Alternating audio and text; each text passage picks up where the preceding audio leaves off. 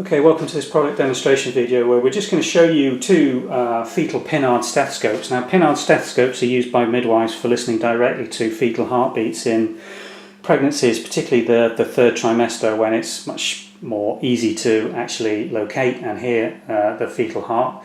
In the first trimester, obviously, there's no chance at all with a standard fetal pinard. You'd have to use ultrasonics. But what we're going to show you here is the difference between these two models which we sell. Both of them are available through ValueMed. On the left here you'll see a standard aluminium type pinard. There are differences in the design here, but obviously the first thing you notice is it's slightly shorter than the cast metal ValueMed one on the right.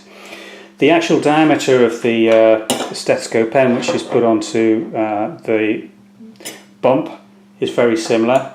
There's about probably 5 mils difference in the aluminium, and the base unit again is slightly wider than the cast alloy one on the right. You'll see that the diameter of the lumen is far wider on the aluminium and far more precise on the cast.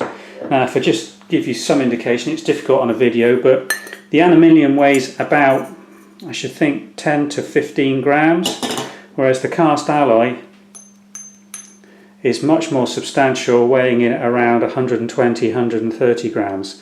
Now, the difference between these two is this one will be far more precise at actually locating the fetal heartbeat. Due to the small lumen, you've got to locate it precisely over your ear to listen, but also the slightly more direct and elongated barrel on the cast one will give you far more location ability than with the aluminium.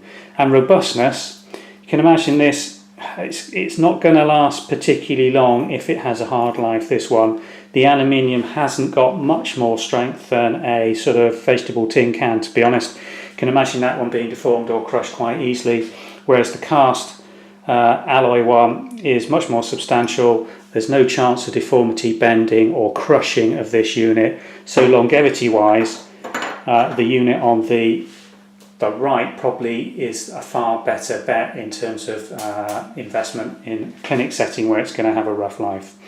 In terms of sterilisation and cleaning, they're both basically able to go through a standard autoclave procedure or a standard sterilisation procedure. They're both robust enough to take alcohol solutions in terms of sanitisers and cleaners. So there's nothing between them basically in your choice there. So there you have it, just comparing and contrasting the two options for cast metal and aluminium pinard stethoscopes available from the ValueMed websites.